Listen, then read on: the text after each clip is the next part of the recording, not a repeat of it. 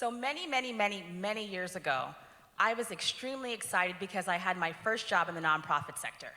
I was going to be a program coordinator for this amazing organization that provided free job skills training to underprivileged women and then helped them find jobs with benefits. Awesome. Yeah, right? Right. So when I was hired, the executive director told me that part of my job would be to be her assistant, and that would require doing some junk work. Junk work, she said, would never, ever take precedence over my day-to-day job duties. I quickly found out that that was bullshit. Now, when I was hired, like initially the first week, I'm like, let me ask around so I could figure out what the baseline is for this junk work just to prepare myself. So I asked my coworker, and he tells me that the last task the assistant had before me was to go to a bank and exchange a $100 bill into singles because my boss was going to South Africa on safari and wanted to give the little African children that she saw a single dollar bill. So this is the baseline of what we are dealing with, right? So as, the weeks and months progress, I figure out what junk work means for me. It means, doing errands for her, like getting her her favorite drink, a tall Sumatra latte, extra hot with extra foam.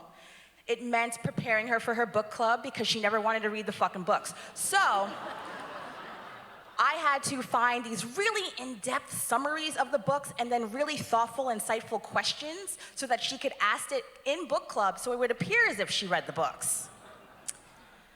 I also had to do things for her family. Her husband was so forgetful, and she would say, Jennifer, my husband has left his jacket at that restaurant on the Upper West Side. Go pick it up and bring it to his office in Midtown. And I would run off and do that. Another time, she yells from her office, Jennifer! And I come running in, yes, can I help you? And she says, Jennifer, I need you to find the perfect teapot. You want me to find you a teapot?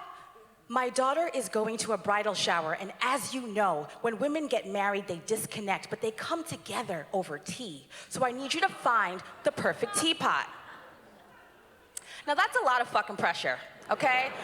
Like, I don't know what the attributes are of a teapot to ensure lifelong friendship, but alas, there I was all day looking at teapots. I would show her one and she would say, no, that's terrible. I would show her another one, no, that's horrible. And I'm like, what is it? Is it the water volume? Is it the spout? Like, what are the colors of the bride's kitchen? Give me something. But she gave me nothing. So all day I'm just showing her teapots.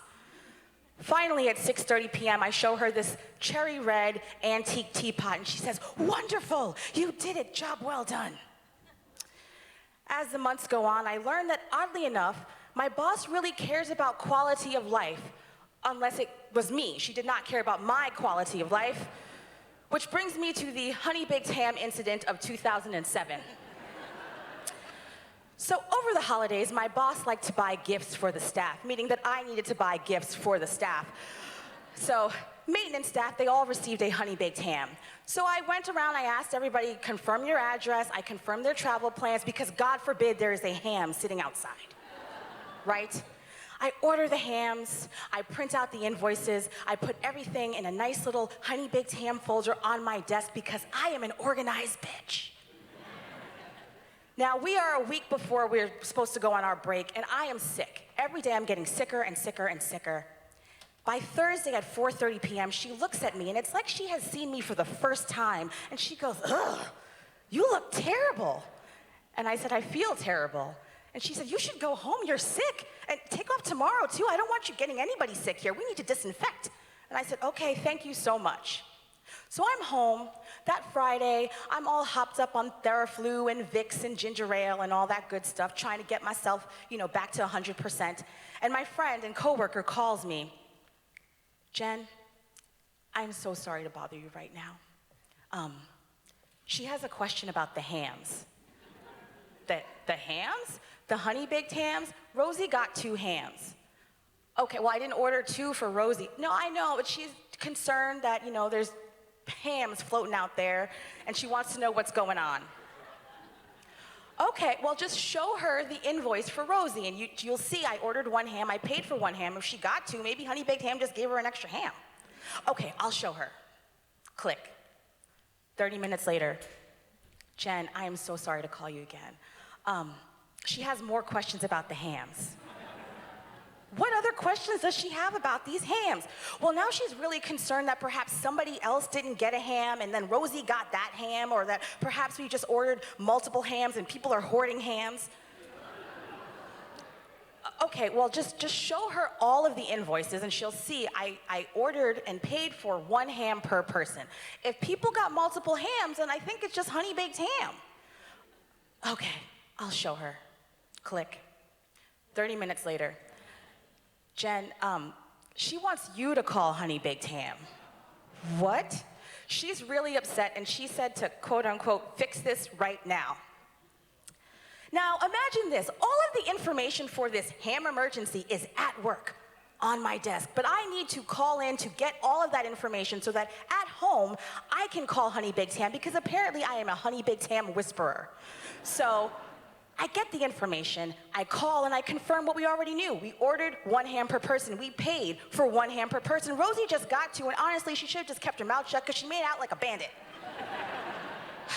Now, I know what you're thinking. This is the point where I went off and found a new job. No, it is not, because it took me 3 months to find that job. I was behind in my student loans. I was like, I can't leave. I have to stay here for at least a year, and I need to do a job search before I can actually leave this job. So I need to stick with it. So, over the course of the next few months, I dealt with things like her asking me, what do your people do for Halloween? Trick or treat like your people? Okay. She also would ask me oh, can you just put together my class that I'm teaching at Columbia? And could you also grade these papers? Oh, no. Now, as the months went on, she comes to me one day and she says, Jennifer, I need you to plan a program. And I said, great, I'm a program coordinator. This is right up my alley.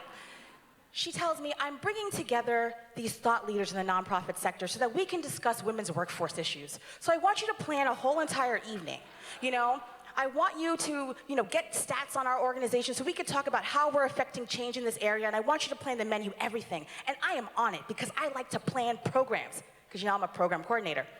So I get everything. I get the stats, I get our placement stats, I have some great stories of some women that have gone off and done really well at these great jobs. I planned the menu, I did all of the pairings, I picked up the food, I set the table. So I'm so excited. Everything is set, and I'm standing there waiting for these thought leaders to come in like a proud mama. And then they start to file in, and my heart sinks, and then my body instantly gets hot because I recognize these people. It's her fucking book club. She got me to plan a book club dinner that was paid for by the organization and staffed by the organization, because I was there working late and Double Ham Rosie was also there working late. The women come in, they go into her office where the dining room table is set up, and I'm just shaking. And she pops her head out and she says, Jennifer, I need you to come serve the salad. And I look at her because I can't possibly have heard what she had just said. So I said, excuse me, and she said, no, I need you to come serve the salad. Now, I imagine just grabbing that salad bowl and just shaking that salad over her head and then possibly just kicking things off the table, but I said, no, I'm classier than that. So I grabbed the salad bowl, I put it on the end of the table, and I said, I hope that you all have a very pleasant evening. And then I walked out, collected my things, went home, and started looking for a new job. Thank you. Take this job and shove.